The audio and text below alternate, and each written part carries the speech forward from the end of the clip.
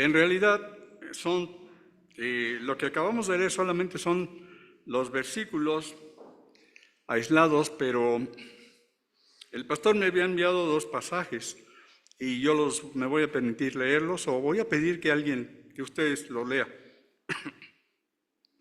Vamos a buscar primeramente en el libro de Isaías, el profeta Isaías, que acabamos de leer, capítulo 53, y voy a pedir que mi hermano Memo lea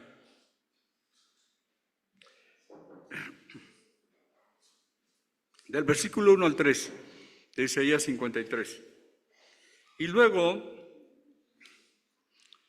voy a pedir a una hermana, tal vez, no sé, mi hermana, ¿quién está por ahí atrás? Hermana, atrás de la hermana Dorley, ¿quién está? ¿Es Suri? Bueno, perdón, Suri. Isaías 53, 1 al 3. Y voy a pedir a Suri que nos lea Juan capítulo 1, del verso 1 al 14. 1 al 14. Juan 1, 1 al 14. Pero con nuestro hermano, vamos a leer Isaías 53 con el hermano Memo. 1 al 3, hermano, por favor.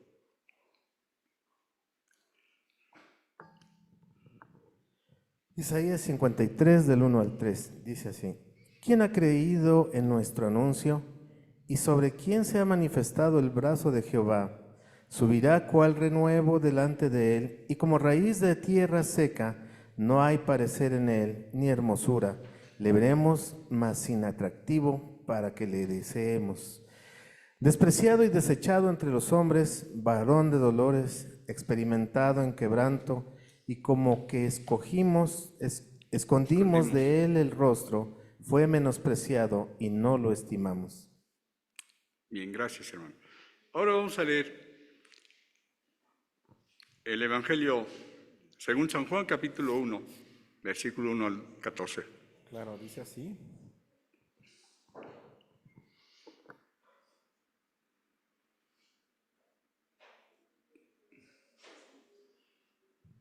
Bueno. Sí.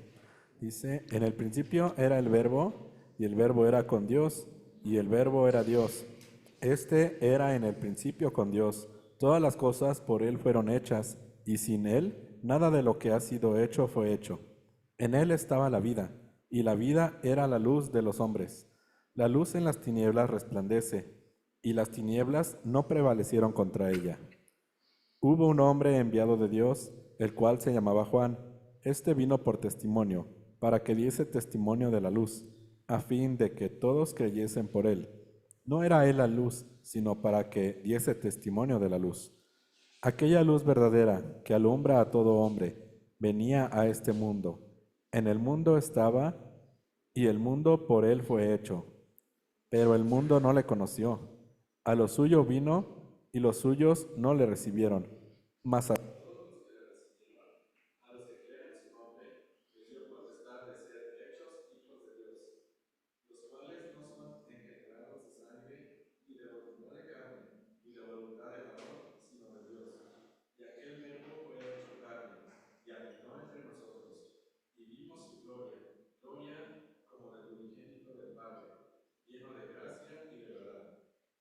Bien, gracias, hermano.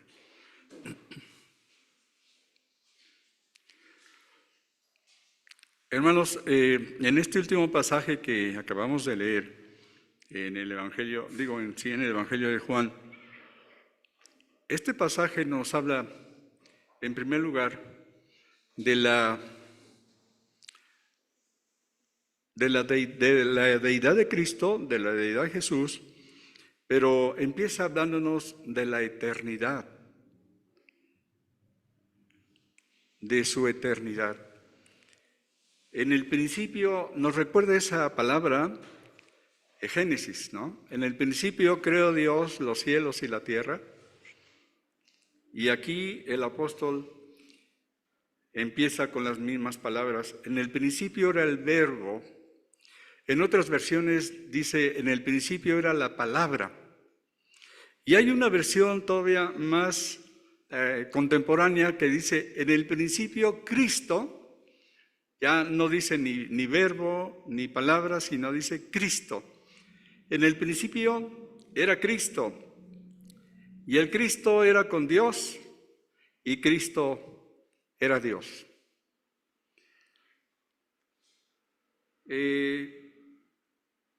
Celebramos en este mes la Navidad, nos gozamos, es un mes muy hermoso.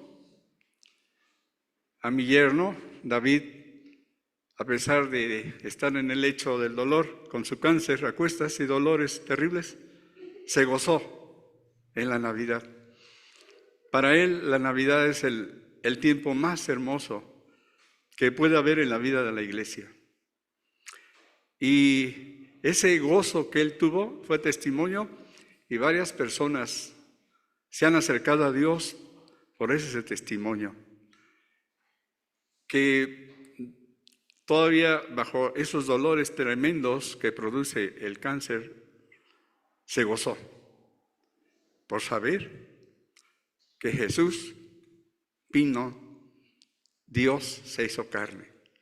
Hermanos, es un tiempo muy hermoso, es un tiempo, como dicen nuestros himnos, de gozo, de alegría. Oh Santísimo, felicísimo, ¿verdad? Fue el preludio que nuestra hermana tocó, tiempo de Navidad.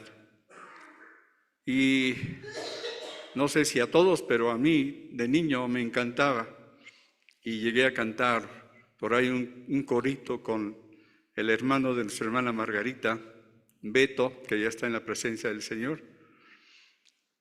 Y era un tiempo hermosísimo. Para mí también el tiempo de Navidad era y sigue siendo un tiempo hermosísimo, una celebración hermosa. A pesar de que hay hermanos que nos dicen que no hay que celebrar la Navidad, etcétera, etcétera, etcétera. Pero bueno, nos gozamos, y justamente pues, estamos todavía en este mes que hemos nosotros dicho o adoptado en la iglesia como el mes de la Navidad. Y hermanos, es hermoso ver cómo el Señor, nuestro Señor, desde la eternidad, había planeado su venida a este mundo. Hermanos, el versículo 1 y 2 nos dice justamente que en el principio era el Verbo, y el Verbo era Dios, y el Verbo era con Dios. Este era en el principio con Dios, y todas las cosas por Él fueron hechas, y sin Él nada de lo que ha sido fue hecho. Hermanos, también Cristo mismo es el Creador. Él es el Creador. Porque dice aquí claramente la palabra, sin Él nada ha sido hecho. Y siendo eterno y siendo el Creador, el versículo 14 nos dice que aquel Verbo fue hecho carne. Acabamos de cantar este hermoso corito, Emmanuel, Emmanuel, Dios con nosotros. Y hermanos, qué hermoso es constatar con las mismas escrituras. Voy a leer Colosenses 1:16, 1:6. Así es, 1:16, Colosenses 1:16. El apóstol Pablo confirma a las escrituras diciendo esto. Porque en Él fueron creadas todas las cosas, las que hay en los cielos y las que hay en la tierra, visibles e invisibles, sean tronos, sean dominios, sean principados, sean potestades. Todo fue creado por medio de Él y para Él.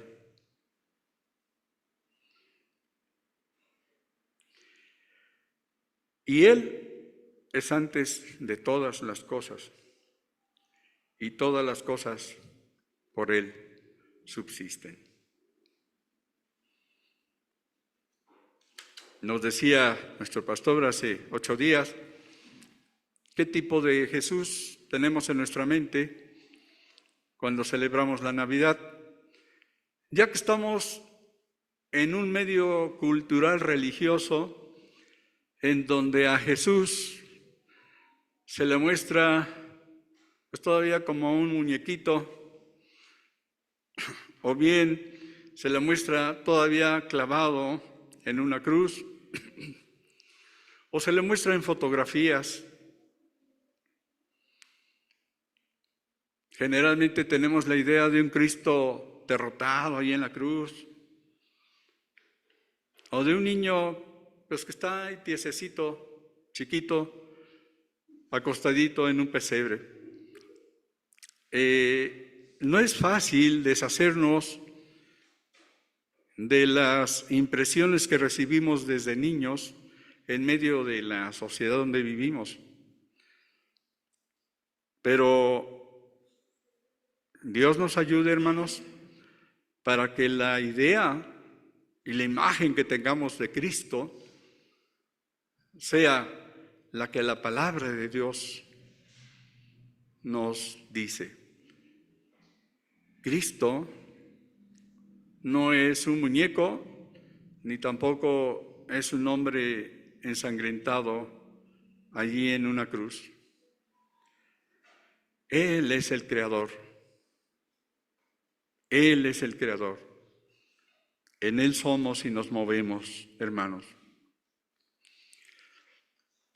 El capítulo, vamos a ver algunos capítulos, algunos versículos que también corroboran. Nos dice Colosenses 1:15, perdón.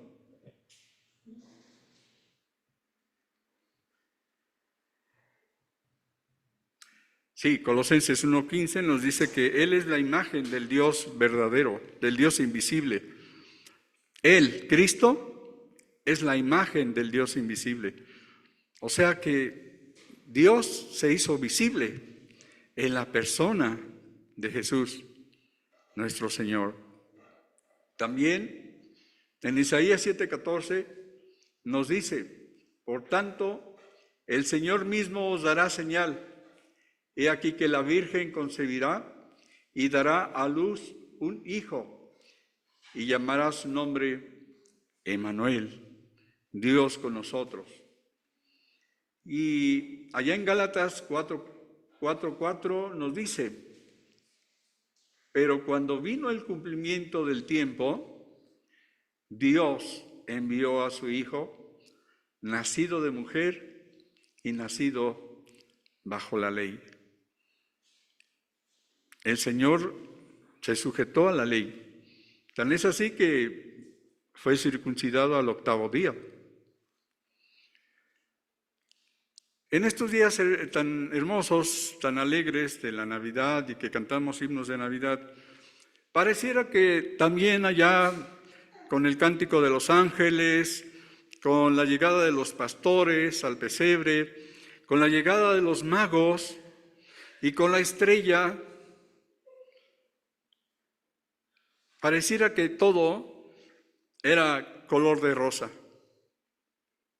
pero había otra realidad, o por llamar otras fuerzas, otro trasfondo siniestro, tenebroso. Ya desde que los magos llegaron a Jerusalén, había un hombre que aparentemente se interesaba por Jesús, porque llegaron ingenuamente diciendo los magos, ¿dónde está el rey de los judíos que ha nacido? Y aquel dictador, aquel rey sanguinario que era Herodes. De inmediato su instinto político le dijo: ¿y dónde está ese rey? No permitía a él, a su propia familia la mandó a asesinar, porque él quería seguir teniendo poder. Ya en ese momento surge la fuerza de la oscuridad de Satanás a través de Herodes. A ver, díganme dónde nació. Y sabemos la historia, le dice a los magos: vayan y luego vengan, díganme dónde está para que yo también vaya y le adore. ¿No? El fingimiento de los políticos que aman el poder, que no temen a Dios. Y ya desde allí empieza y mucho antes, el embarazo mismo de María, la situación tan crítica en la que se ve José al saber que su novia está embarazada. Son situaciones difíciles por las que tuvieron que pasar María y José. Tan es así que Dios tuvo que intervenir y decirle a José: José, recibe a María. Le tuvo que decir Dios de qué se trataba, porque José en un momento sintió que se le venía el mundo. Allí nuevamente hubo situaciones no tan agradables en torno a la venida del Señor. Y una vez que toda esta escena que nosotros tenemos de los pastores, de los ángeles, de los magos, y se van, otra vez viene el ángel y le dice a José: toma al niño y vete, porque van a procurar matarlo. Y nuevamente viene a escena el sanguinario Herodes, que como todo buen político lleva cuenta de todo. Dice: se burlaron de mí, pero no se van a burlar de mí, yo soy más listo que ellos. ¿Cuánto tiempo hace que pasó esto? 2 años. Entonces ordena a sus soldados: vayan allá, a donde dice que nació, y maten a todos los niños menores de 2 años. De mí nadie se burla. No quiero otro rey, el rey soy yo. Pero Dios le libra al Señor. Para entonces ya estaban muy lejos, fuera del alcance de Herodes, José, María y el niño. Esa ida también es tremenda. No era cualquier cosa, hermanos. Salir de Belén e ir hasta, no nos dice exactamente a qué ciudad de Egipto fueron, pero eran bastantes kilómetros. Leí la otra vez, no me acuerdo, eran más de 400 kilómetros que viajaron. O sea, algo tremendo. Sufriendo José y María con su niño, con el niño. Hermanos, el sufrimiento, el acoso, el rechazo de Jesús estaba previsto. Y allá, por eso leímos allá en Isaías, 53, que dice que, y les voy a leer el versículo 2, que dice: subirá cual renuevo delante de él y como raíz de tierra seca. El renuevo era Jesús. Como raíz de tierra seca. ¿Se imaginan una plantita en un lugar, en un páramo? Esa raíz, ¿qué tan profunda puede ser? Como raíz en tierra seca.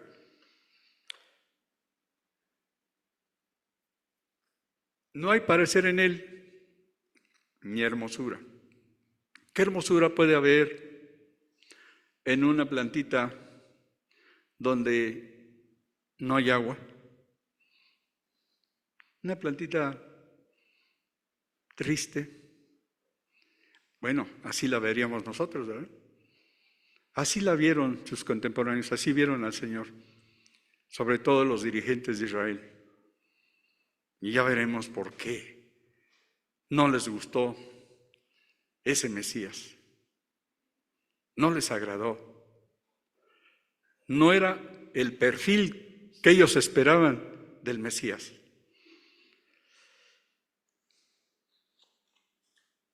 Y entramos al tema estrictamente de que Jesús fue rechazado. Y sigue diciendo despreciado, le veremos más inatractivo para que le deseemos. Aquí de quién está hablando, le veremos. Está hablando del pueblo de Israel. Sin atractivo para que le deseemos. ¿Quién no iba a desear la presencia del Señor? Muchos del pueblo, muchos de los dirigentes religiosos del tiempo de Jesús. Y luego viene este tremendo versículo que dice, despreciado y desechado entre los hombres, varón de dolores, experimentado en quebranto. Como que escondimos de él el rostro, fue menospreciado y no lo estimamos.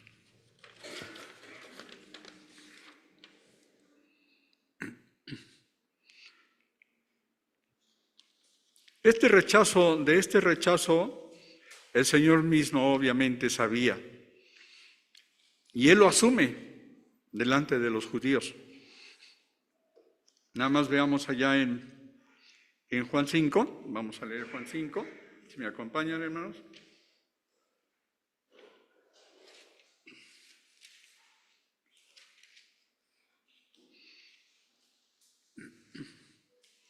Y vamos a leer el versículo 40 y 47. 40 al 47 dice, el Señor está hablando justamente con los dirigentes religiosos y les dice, y no queréis venir a mí para que tengáis vida. Gloria de los hombres no recibo, mas yo os conozco, que no tenéis amor de Dios en vosotros. Yo he venido en nombre de mi Padre y no me recibís. Si otro viniere en su propio nombre, a ese recibiréis. ¿Cuál fue? ¿Recibieron a Barrabás? ¿Cómo podéis vosotros creer? Pues recibís gloria los unos de los otros, ¿y no buscáis la gloria que viene del Dios único? No penséis que yo voy a acusaros delante del Padre. Hay quien os acuse, Moisés, en quien tenéis vuestra esperanza. Porque si creyeses a Moisés, me creerías, porque de mí escribió él. Pero si no creéis a sus escritos, ¿cómo creeréis a mis palabras? ¿En qué parte Moisés escribió de Jesús? Porque el Señor le está diciendo a los escribas, a los fariseos, a los doctos, Moisés escribió de mí, pero ustedes, ¿por qué no creen en lo que Moisés dijo de mí? A ver, vamos a buscar nada más una muestra de lo que escribió Moisés. Vamos a buscar allá en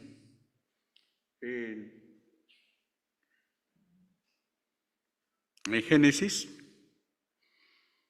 49:10. Quien lo tenga primero lo lee, por favor, hermanos.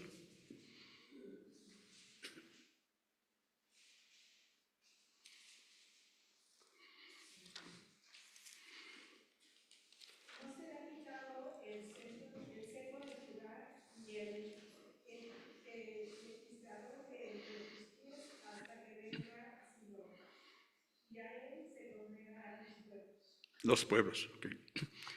Aquí, este libro, Génesis, y saben ustedes que no solamente Génesis, sino los otros 4 libros restantes, Éxodo, Levítico y Deuteronomio, los escribió Moisés. Moisés está aquí narrando la bendición de Jacob a sus hijos, a los 12 hijos que tuvo. Aquí específicamente, esta es una parte, son palabras de la bendición que Jacob le está dando a Judá, Si ustedes han leído con cuidado las Escrituras, notarán, hermanos, que Judá fue el escogido por Dios para que a través de esa tribu viniera el Mesías. Y si leemos ahí en Mateo y en Lucas la ascendencia, la descendencia de Jesús, encontraremos que de Judá viene toda la cronología de Jesús. Y aquí en específico, en este versículo 10, está Jacob, al bendecir a Judá, está profetizando. Y está diciendo acerca del cachorro del león de Judá, que está en el versículo 9. Si ustedes leen el versículo 9, dice, cachorro de león, Judá. ¿Quién era o quién es el león de Judá? ¿A quién se le da ese título? A nuestro Señor, el león de Judá. Y luego el versículo 10 que leemos dice, no será quitado el cetro de Judá, ni el legislador de entre sus pies. Poder ejecutivo, poder legislativo, hasta que venga Shiloh. En hebreo es Shiloh.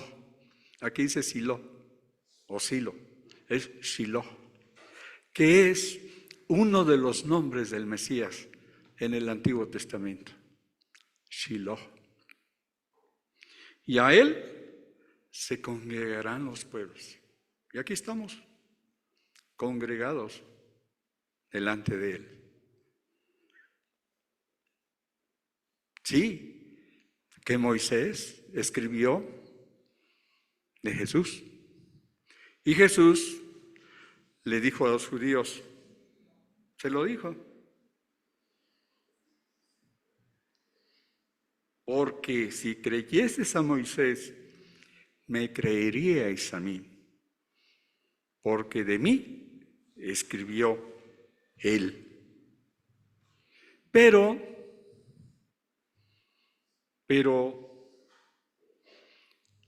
no podían creer. A pesar de todo, ya ven, Herodes les llamó a los fariseos y a los escribas y a los eruditos, ¿a dónde iba a nacer el Mesías? Y dijeron, en Belén de Judea. Sabían dónde iba a nacer el Mesías. ¿Por qué no creyeron en él?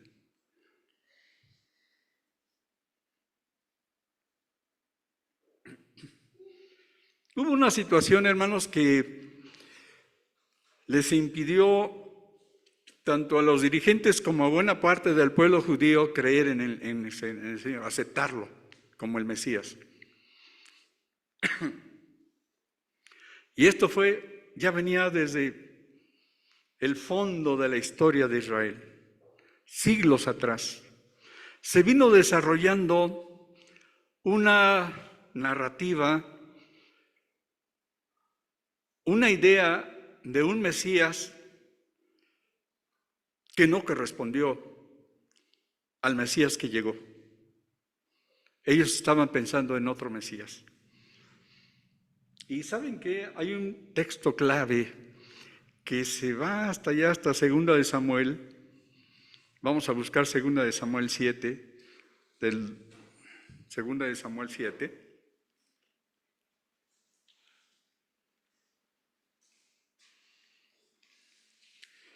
Que tiene que ver con David. Vamos a leer nada más versículos 12 al 16, ¿me siguen? Y cuando tus días sean cumplidos y duermas con tus padres, yo levantaré después de ti. Esto le está diciendo Natán, el profeta Natán a David.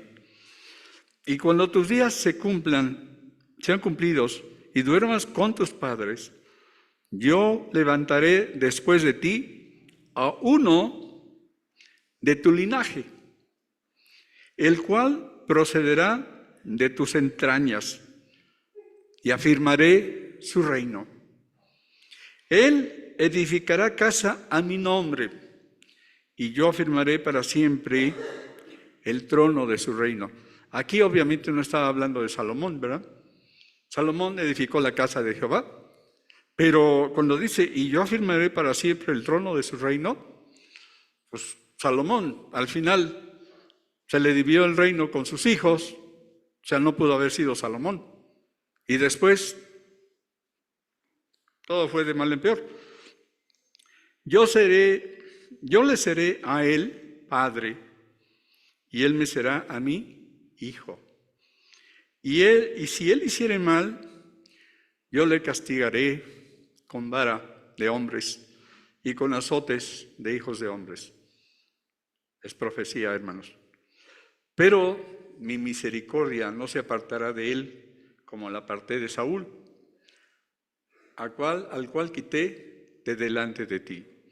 Y será afirmada tu casa y tu reino para siempre delante de tu rostro, y tu trono será estable, ¿cómo?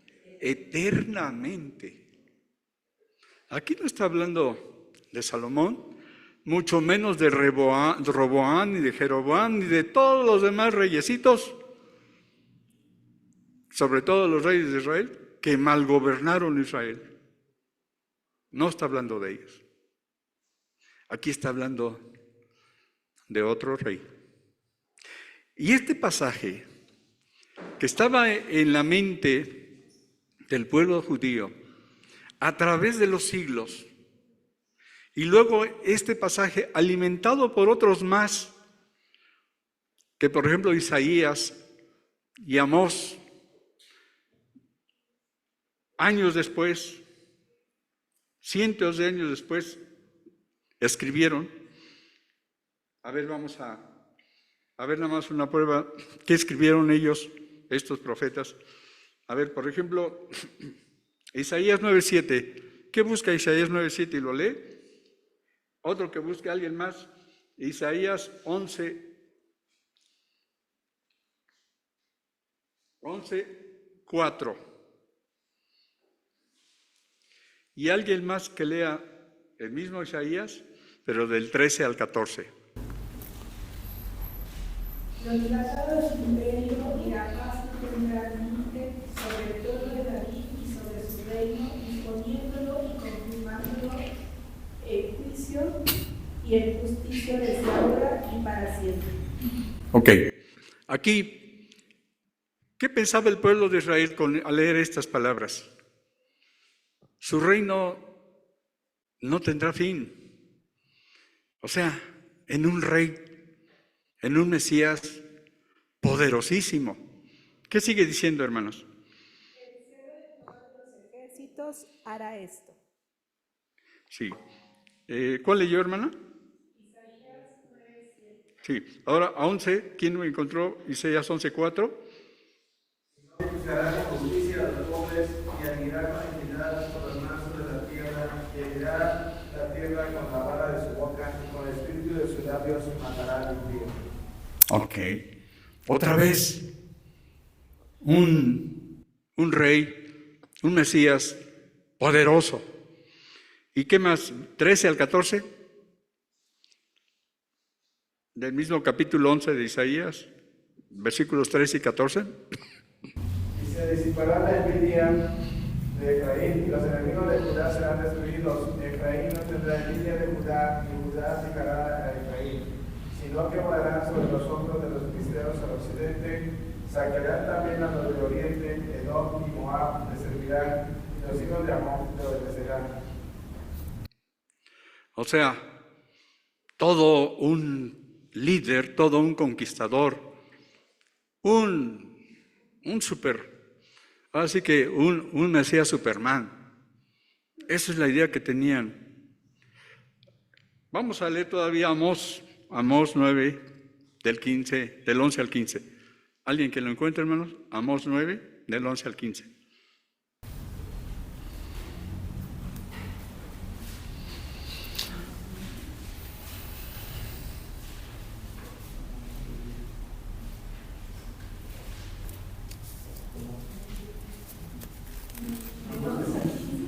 Del 11 al 15, sí.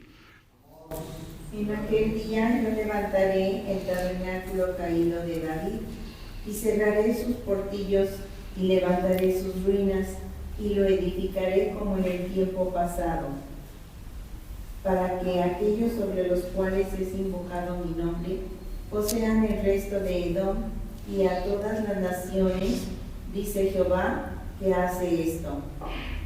¿Hasta cuándo? 15, hermano.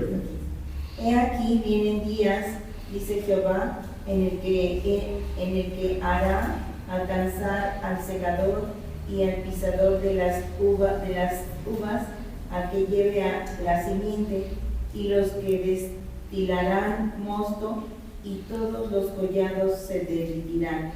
Y traeré del cautiverio a mi pueblo Israel, y edificarán ellos las ciudades asoladas, y las habitarán, plantarán viñas, y beberán el vino de ellas, y harán huertos, y comerán el fruto de ellos. Pues los plantaré sobre su tierra, y nunca más serán arrancados de su tierra que yo les di. Ha dicho Jehová, Dios tuyo. Ajá. Bien. Estos pasajes nada más son una muestra que al estarlos leyendo sábado tras sábado, año tras año, siglo tras siglo, el pueblo fue adquiriendo una idea de que ese Mesías que estaba siendo prometido los iba a liberar y los iba a hacer prósperos y a vivir en paz, y ellos iban a poder conquistar a sus enemigos, destruirlos, vivir en paz. Y todo esta idea se venía dando.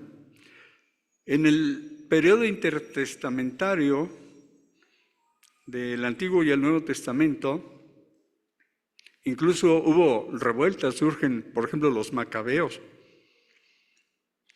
que se rebelan contra ya algunos antes de ellos se rebelaron contra los griegos, contra las tropas o los soldados o el imperio griego de Alejandro Magno, y tiempo después se rebelan contra los romanos, contra el imperio romano.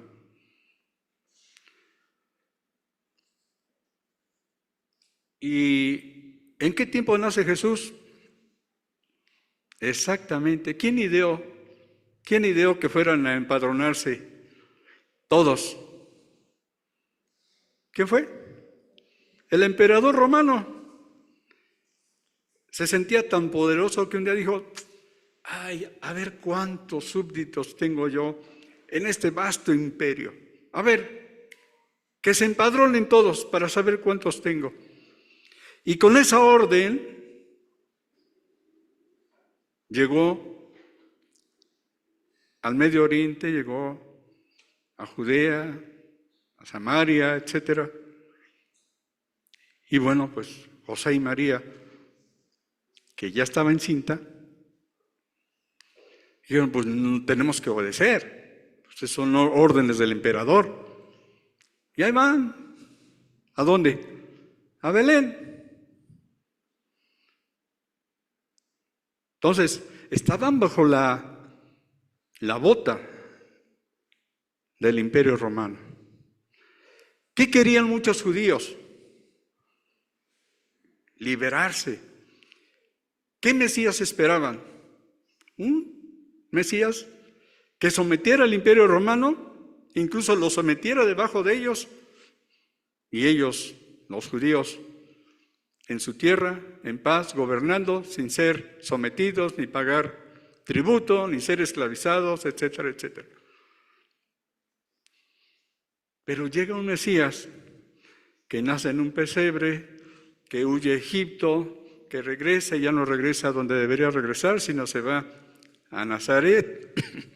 Por miedo, José dice, no vaya a ser que a la familia de ese individuo nos quiera cobrar factura, mejor vámonos a otro lado.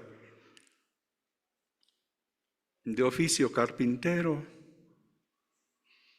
Pues para nada cuadraba el escenario que tenían mucha gente del pueblo y de los dirigentes con un Mesías. Por eso dice Isaías, verle hemos, y sin atractivo, ¿para qué le decimos?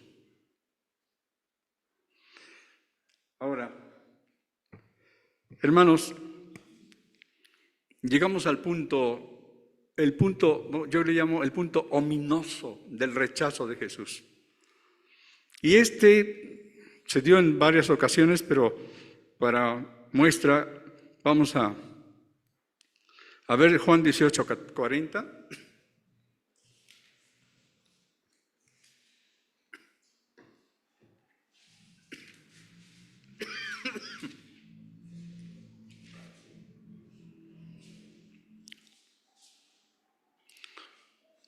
Aquí Jesús ya estaba siendo juzgado.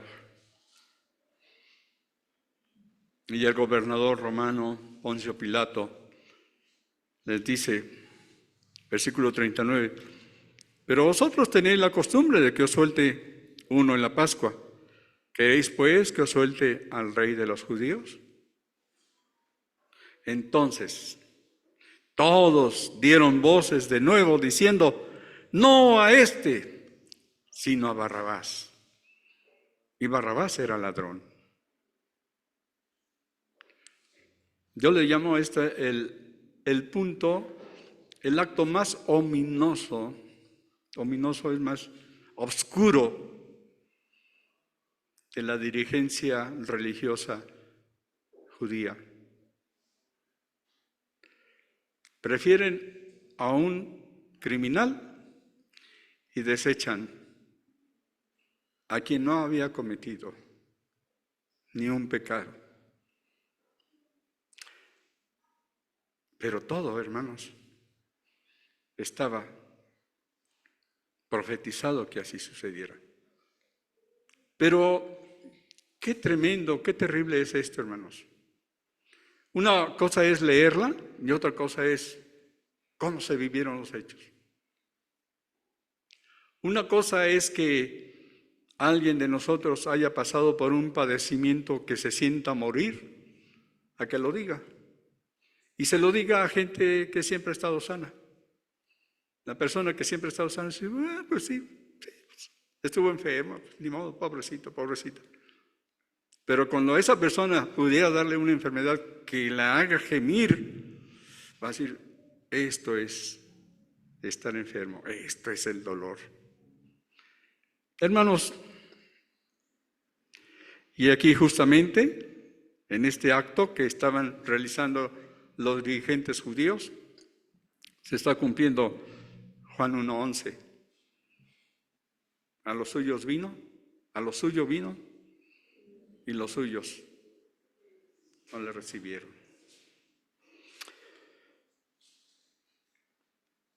Y como hemos dicho, estaban preordenados estas personas para que rechazaran a Jesús. Esto lo podemos leer en Juan 6. Y les voy a leer 6, 64, 65.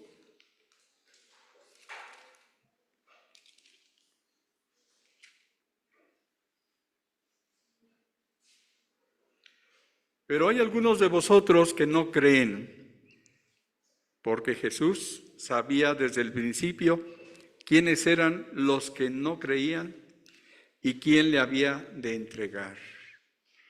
Y dijo: por eso os he dicho que ninguno puede venir a mí si no le fuere dado del Padre. Qué tremendo, hermanos. Estaba platicando con ellos, con los dirigentes judíos, con los dirigentes religiosos. Dice: pero hay algunos de vosotros que no creen. Y luego aquí acota: porque Jesús sabía desde el principio quiénes eran los que no creían. Desde el principio. ¿Desde cuándo? Desde la eternidad.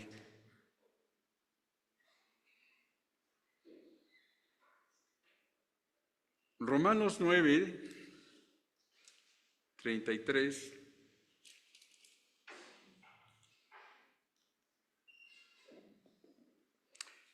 Como está escrito: he aquí yo pongo en Sión piedra de tropiezo y roca de caída. Jesús fue piedra de tropiezo y roca de caída para muchos, no solamente dirigentes religiosos, sino del pueblo de Israel. Y el versículo 16 del capítulo 10 de Romanos también dice: mas no todos obedecieron al Evangelio. Pues Isaías dice: Señor, ¿quién ha creído a nuestro anuncio? Ya estaba previsto, hermanos.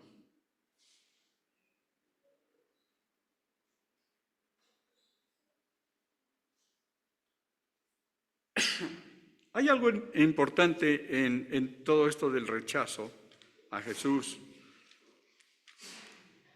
Y esto le da un giro a todo lo que estamos viendo, sobre todo del rechazo de Jesús.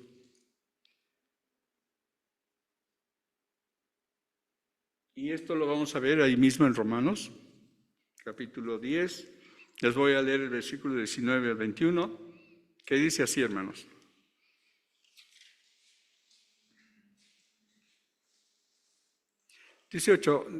Perdón. 18 al 21.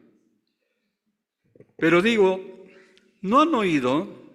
Antes bien, por toda la tierra ha salido la voz de ellos, y hasta los fines de la tierra sus palabras. También digo, ¿no ha conocido esto Israel? Primeramente Moisés dice: yo os provocaré a celos con un pueblo que no es pueblo. Con pueblo insensato os provocaré a ira. E Isaías resueltamente dice: fui hallado de los que no me buscaban. Yo no buscaba a Dios, hermanos. ¿Usted? Y aquí estaba diciendo: fui hallado de los que no me buscaban. Me manifesté a los que no preguntaban por mí. Pero acerca de Israel dice: todo el día extendí mis manos a un pueblo rebelde y contradictorio.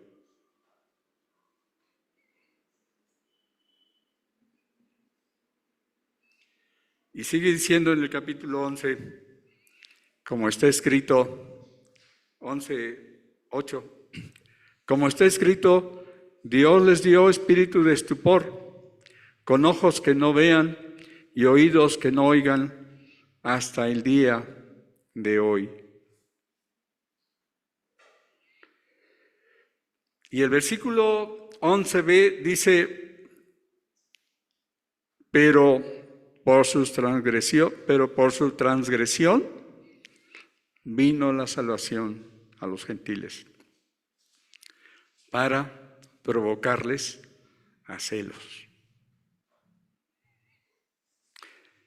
Aquí Pablo está hablando del remanente de Israel, y aquí Pablo está hablando pues de la soberanía de Dios y de la gracia soberana de Dios. Cómo en su infinita sabiduría Dios tapó los ojos, no les dio entendimiento a gran parte de su pueblo, salvo el remanente que sí, para que una vez rechazado Jesús, la gracia de Dios fluyera hacia los que no le buscaban, hacia un pueblo insensato, es decir, hacia nosotros, los gentiles, que no preguntábamos por el Dios de Israel. A los paganos de entonces y a los paganos de hoy. Y aquí, hermanos, maravillosamente, nuevamente se cumple aquel hermoso versículo que me encanta de Juan 1:12, que dice,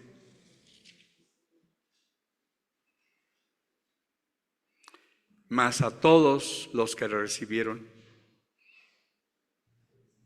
Aquí habla en gran manera, aquí incluye al remanente de Israel de aquel tiempo, mas a todos los que recibieron, a los que creen en su nombre, pero también habla de nosotros. Les dio potestad de ser hechos hijos de Dios. Y el apóstol Pablo, en el capítulo 11 de Romanos, termina diciendo, oh profundidad de las riquezas, de la sabiduría y de la ciencia de Dios. Cuán insondables son sus juicios e inescrutables sus caminos. Hermanos, el Señor cegó los ojos de aquel pueblo y rechazó a su Mesías, porque tenía en mente a un Mesías equivocado, porque no leyeron atentamente la palabra de Dios.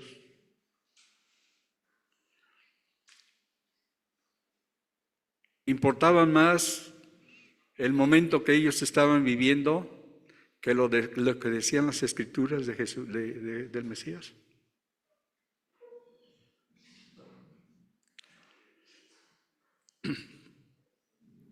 Y no pudieron ver la belleza, la magnificencia, la majestad que tenían enfrente a Jesús. Hermanos, la reflexión final es, no nos vaya a pasar lo mismo. Dice el apóstol, atendamos más, ocupémonos de nuestra salvación con temor y temblor. No demos por hecho, aunque nuestra iglesia tiene la doctrina de la predestinación y dice que una vez creyente y siempre salvo. Hermanos, temamos a Dios. Preguntémonos si estamos en el Señor en realidad. Hagamos análisis de nuestra vida. Oremos a Dios y digámosle con el salmista, escudriñame, Señor, y ve si hay en mí camino de perversidad y guíame por el camino eterno. Hermanos, no vayamos a cometer el mismo error de los religiosos de los tiempos de Jesús. No vayamos a cometer el error de poner arbolito, de tener la cena, de dar regalos, etcétera, etcétera, y no tener realmente a Jesús, a tener su palabra realmente viviendo en nuestros corazones. Como decía el pastor, no basta que en nuestras casas estén abiertas las Biblias. Se puede convertir en un amuleto. Más bien, tengamos la palabra de Dios en nuestra mente y en nuestro corazón, hermanos. Que el Señor nos bendiga, que el Espíritu Santo de Dios nos fortalezca, nos guíe y nos dé entendimiento. Oremos, hermanos. Padre Santo, te alabamos, te damos gracias porque hemos podido escudriñar tu palabra, leer tu palabra, saber que tú eres Dios, Señor, y que tú te encarnaste y veniste precisamente a morir, para morir en la cruz por cada uno de nosotros. Oh Señor, no permitas que ninguno de los que estamos aquí presentes o allá en sus casas, Señor, dejemos de ver tu gloria y tu majestad como no la pudieron percibir aquellos hombres. Ten misericordia de nosotros. Permítenos, Señor, ver tu gloria. Permítenos, Señor, tenerte en nuestro corazón y que tu palabra habite por la fe en nuestros corazones, para que asidos de tu palabra podamos serte agradables y caminar por fe. Señor, bendice a tu iglesia, guárdanos en el hueco de tu mano, pues te lo suplicamos y te lo pedimos en el nombre de nuestro Señor Jesucristo. Amén.